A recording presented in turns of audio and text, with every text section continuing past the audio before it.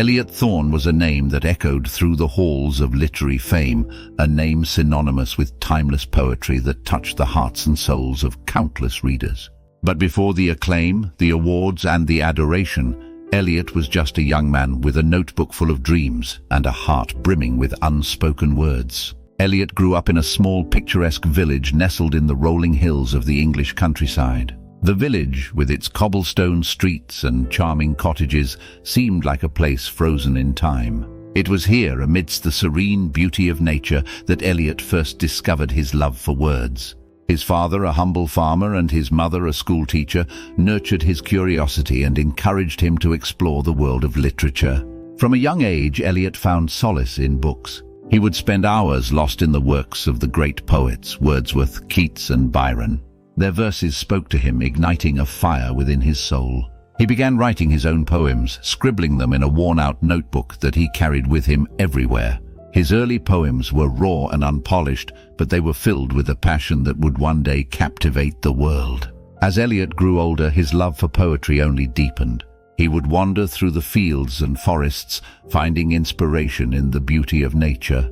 He would sit by the river, listening to the gentle murmur of the water, and let his thoughts flow onto the pages of his notebook. His poems were a reflection of his innermost thoughts and emotions, a window into his soul. Despite his talent, Eliot's journey to fame was not an easy one. After finishing school, he moved to London, hoping to make a name for himself in the literary world. The bustling city was a stark contrast to the quiet village he had left behind. It was a place of endless possibilities, but also fierce competition. Eliot struggled to find his footing, working odd jobs to make ends meet while continuing to write in his spare time.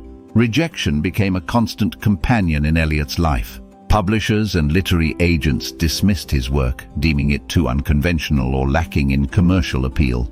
But Eliot refused to give up. He knew that his words had power, that his poems held a truth that deserved to be heard. He continued to write, pouring his heart and soul into his verses. One evening, while attending a small poetry reading in a dimly lit cafe, Eliot's life took an unexpected turn. As he stood on the small stage, reciting one of his poems, a woman in the audience was moved to tears. Her name was Amelia Whittaker, a renowned literary critic known for her discerning taste and keen eye for talent. Amelia was captivated by Eliot's words, by the raw emotion and beauty that flowed from his verses. After the reading, Amelia approached Eliot and introduced herself.